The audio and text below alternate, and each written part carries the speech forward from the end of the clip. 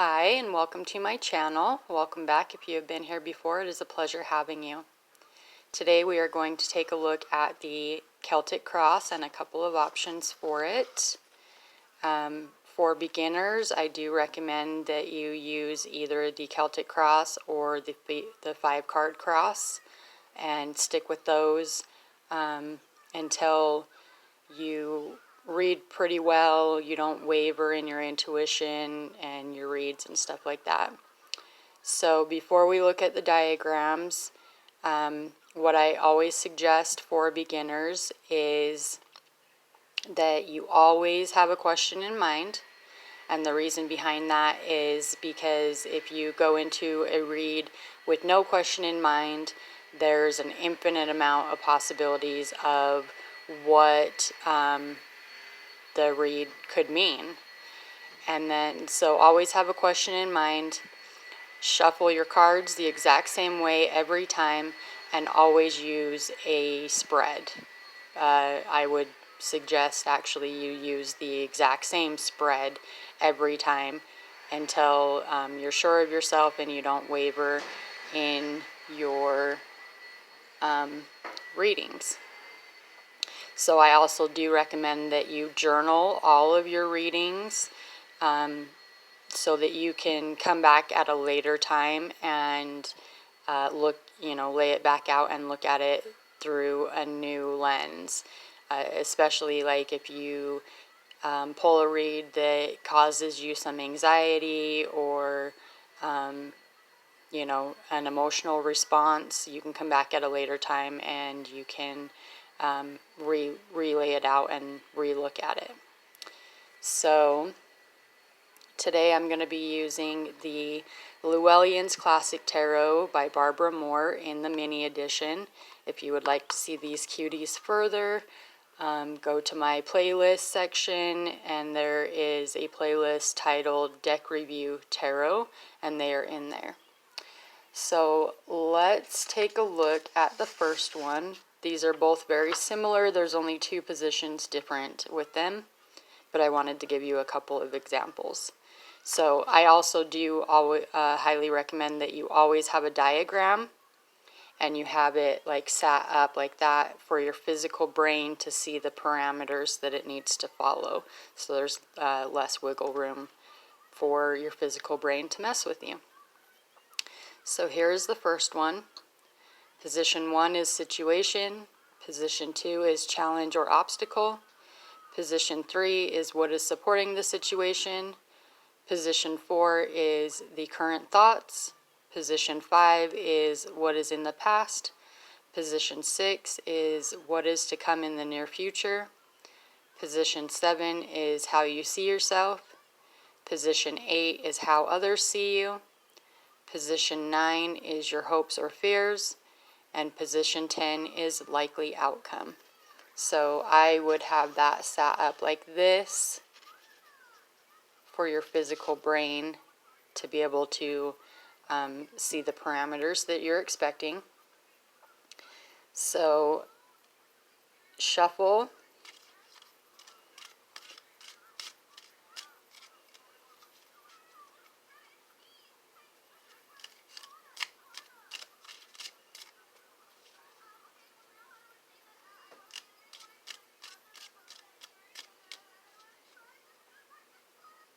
And cut your deck.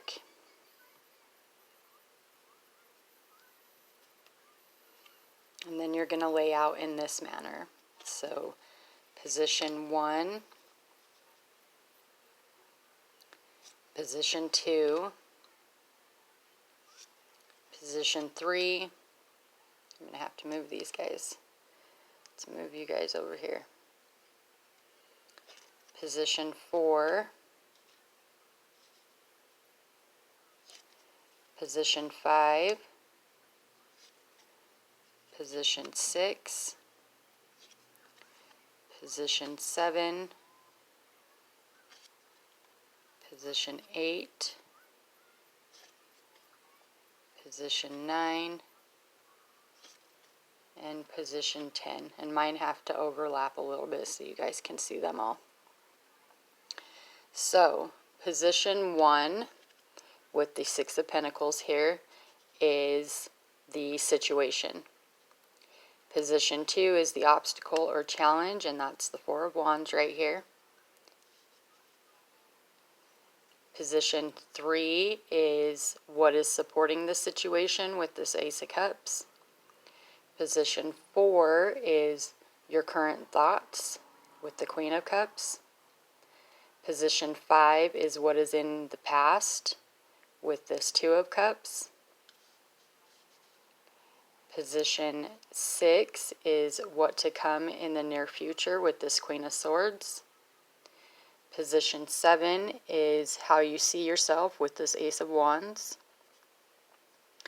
Position 8 is how others see you with this Four of Pentacles. Position 9 is your hopes or fears with this Page of Wands. And position 10 is the likely outcome with Eight of Pentacles. And if I was pulling this, I would assume that this is like a love read with all of the cups in it and the Four of Wands here, Ace of Wands here, or it could be like a career that you're really passionate about, or a job that you're really passionate about, that type of thing.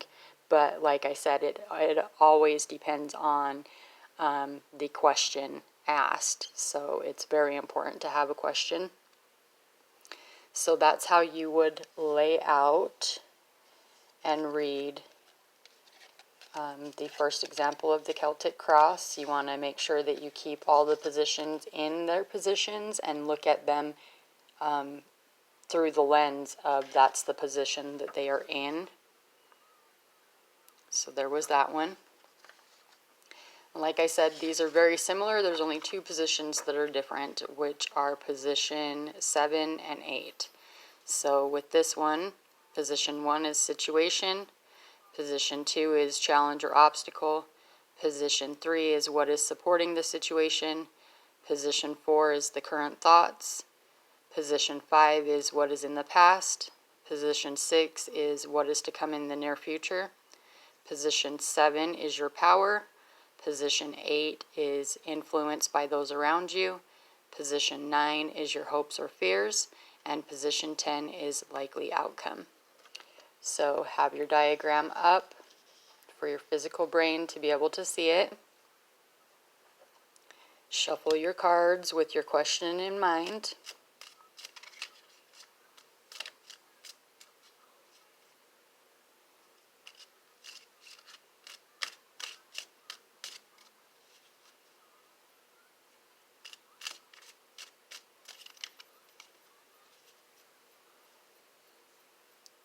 Cut your deck.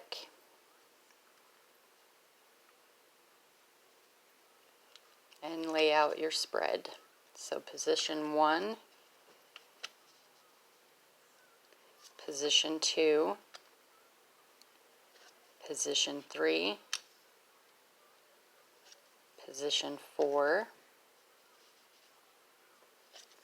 position 5, position 6, position 7, position 8, position 9, and position 10. So position 1 is the Nine of Cups, and I'll move this out of the way, the Nine of Cups, and that is the situation. Position 2, which lays over it like this, is the challenge or obstacle, and that's the Four of Cups. Position 3 is what is supporting the situation with the Seven of Swords. Position 4 is the current thoughts with Temperance up here. Position 5 is what is in the past with the Wheel of Fortune over here. Can't really see it that well, but that's what that is.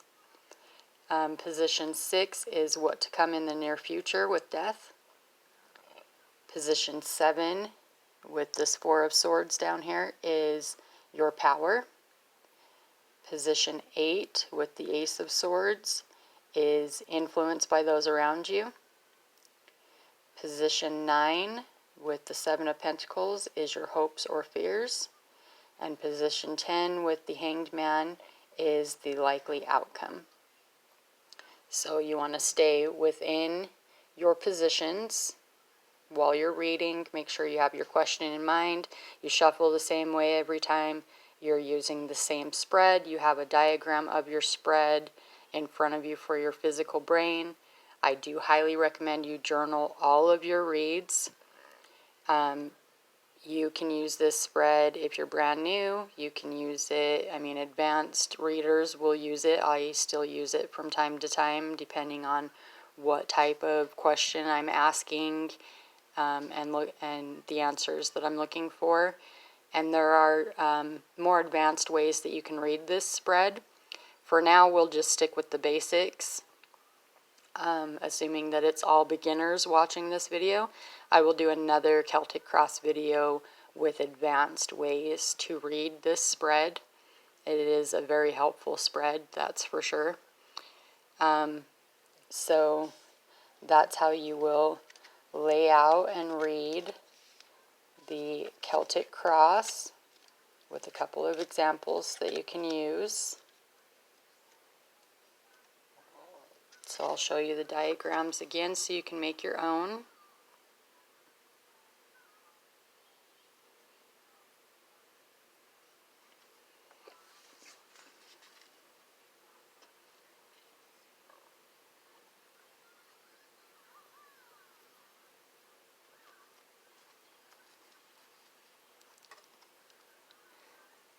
So, thank you for watching. Please like, share, and subscribe. Comment below, was this helpful to you? Is this a spread that you will use as a beginner?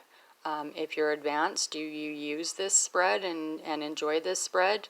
Like I said, I do recommend this one for beginners and the 5-card cross spread, which I have a how-to layout and read the 5-card cross video as well that you can watch. So thanks again, and you have a wonderful day.